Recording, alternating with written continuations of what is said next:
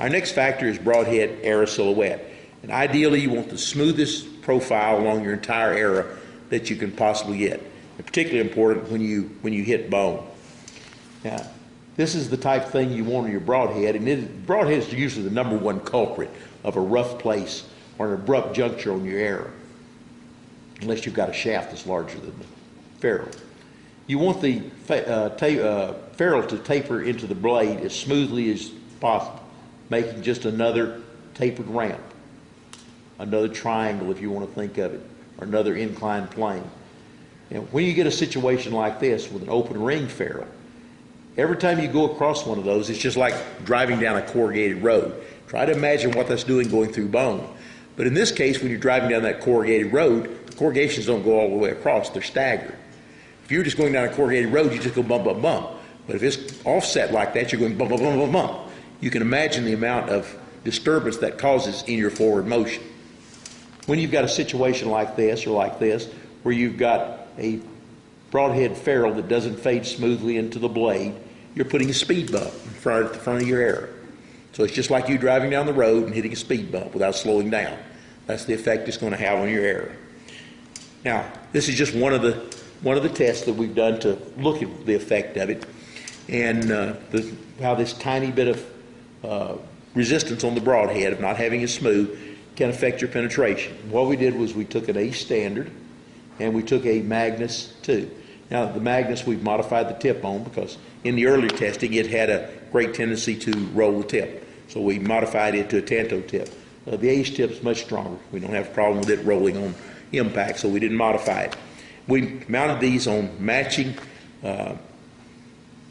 shafts, heavy buffalo shafts, a shaft that's actually been used to hunt buffalo with before, so we knew what kind of performance we would get. And the A standard ended up weighing 1,019.5 grains. The Magnus 2 weighed 1,017 grains. The impact force on both of them is 0.54 slugs. And the FOC is almost the same. It's 12.7 on the Ace, 12.65 on the Magnus. The Ace does have a little higher mechanical advantage. Its mechanical advantage is 1.96, and the mechanical advantage on the Magnus 2 is 1.76. This will give you an idea of what mechanical advantage will work out. These are pretty typical broadheads, and both are mechanical advantage below 2. So you can start thinking in terms of what a 3 or a 4 blade head of that length, what the mechanical advantage would be. Most of them are incredibly low. Most of them are not. Once the mechanical advantage goes below 1, what are you doing? You're actually using up your arrow force. You're not even efficiently using the force the arrow carries. You're bleeding it off. Anyway, we took these arrows and we made a series of shots into animals, 20 yards broadside into buffalo, and measured the results, and that's what this chart reflects.